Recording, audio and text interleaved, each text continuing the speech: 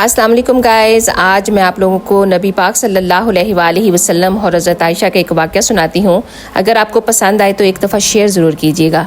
एक दफ़ा नबी पाक सल्लल्लाहु अलैहि वसल्लम गोश्त लेकर आए और हज़रत आयशा को देते हुए फरमाया कि आयशा इसे साफ़ करके पकाओ और देखना शोरबा थोड़ा ज़्यादा रखना। तो हज़रत आयशा गोश्त को साफ़ करने लगी और साफ़ करते हुए फरमाने लगी कि या रसूलल्लाह शोरबा क्यों ज़्यादा रखना है, क्या कोई मेहमान आने वाला है? तो आपने फरमाया नहीं हमारा कोई मेहमान नहीं आने वाला, लेकिन मुझे पता चला है कि मदीने में हतीजा की कुछ सहेलियां आई हुई हैं, तो मेरा दिल कर रहा है कि ये सालन बतौर तोहफ़ा उनको भी भिजवा दूं, इसलिए शोरबा ज़्यादा रखना। तो हज़रत आयशा कहने लगी कि या रसूलल्लाह आप हज़रत हतीजा का बहुत ज़्यादा जिक्र करते हैं, हालांकि वो उम्र में आपसे बहुत ज़्यादा बड़ी थी।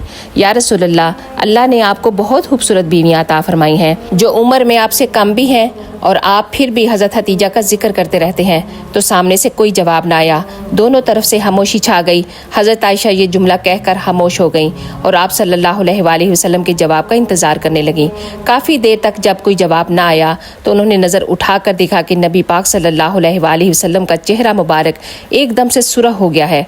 आपने फरमाया कि आयशा आज बात की है, आज की बात ना करना।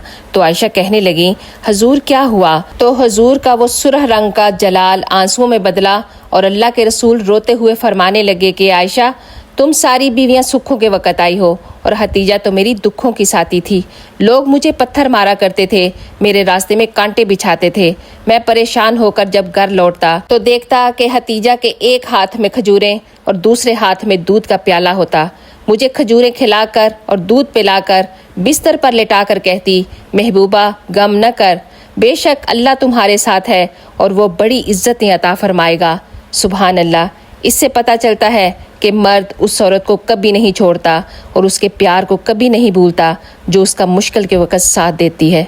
सुभान अल्लाह। अगर आपको ये वीडियो पसंद आई है तो एक दफ़ा शेयर करना मत भूलिएगा। आप सबका बहुत बहुत शुक्रिया। जज़ाकल्लाह खैर।